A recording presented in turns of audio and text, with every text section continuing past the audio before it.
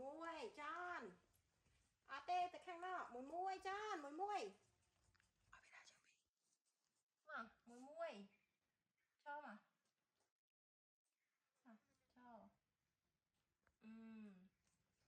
cho tao John tao muôi John ngon này tao mà John mà coi mà khang này ô thẹo vào ổ này thẹo vào ổ ngọc ấy mà ở trong po ôn của bạn đây mà ở bên đây nào cho mặt khang này ở đây mặt khang này coi đá cái cha ở đây mặt khang này tí tiệt mà mình đi mặt khang này đi đi John mùi nè bị bên này ngắm yêu đi coi em chụp về ngắm yêu đi bên coi em chụp về đã chuyện này này coi vô đi coi hay này mẹ ai mùi vô đi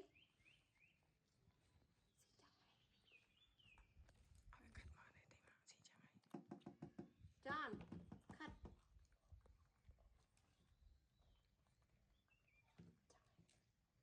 vô đấy này báo cáo này mạnh trọng ôi mình đi đây tí vô đi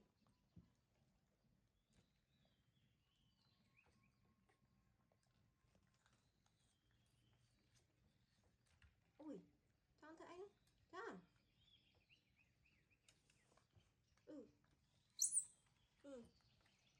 khoa thật khoạc tí John cái xì sát mẹ nói khoe khoạc tí đây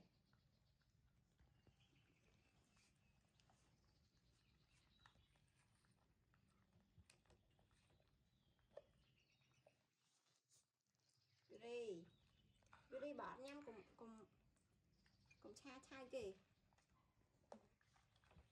này mình đi đấy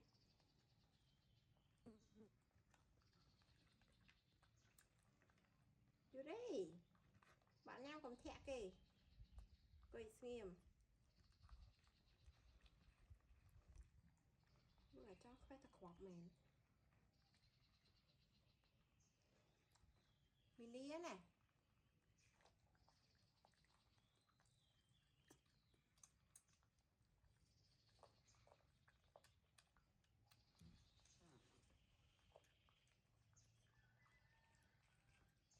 cho là clear đấy dạng khoe thật khoạc chẳng cái chồng ta lên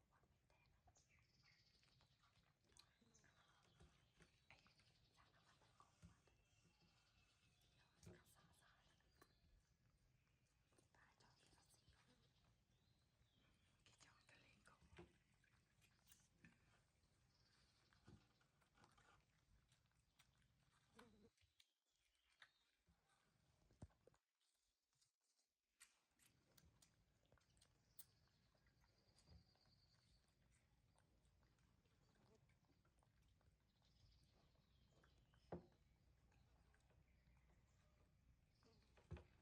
mình ai vô đi coi ạ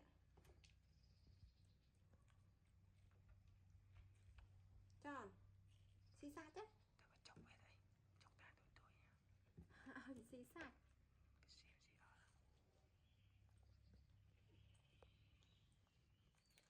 cái xem gì đó tôi mang bụng môi cầm lá rồi tin tao nó bôi cục đây vô mà nó chật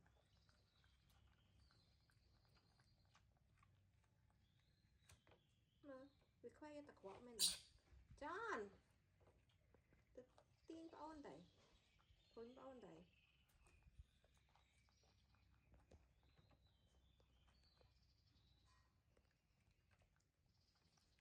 vô đi slon nè cho nó cắt tiền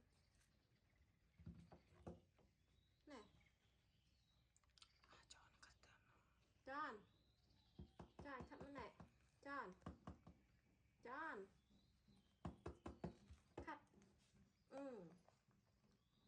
Yuri mà này.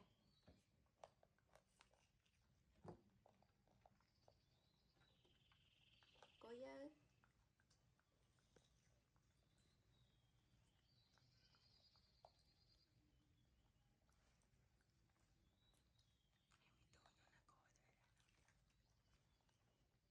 Đây gì à?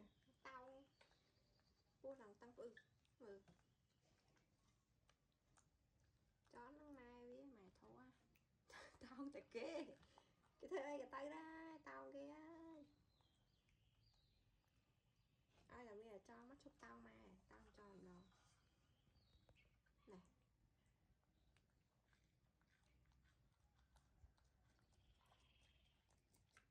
Cái po mà đó. Tao kia là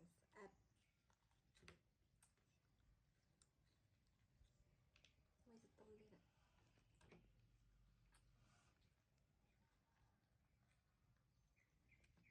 Wisma ta lắc cái gì khóa bé. Cảm ơn về xí đó.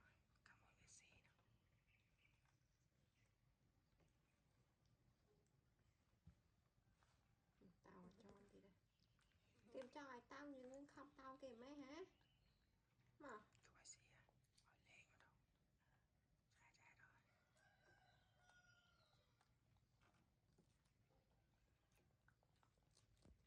Lột tròn. Khoai hả khóa vào đinh. Cái xí sát cái mấy xí khóa với lột tròn. Mình đi này.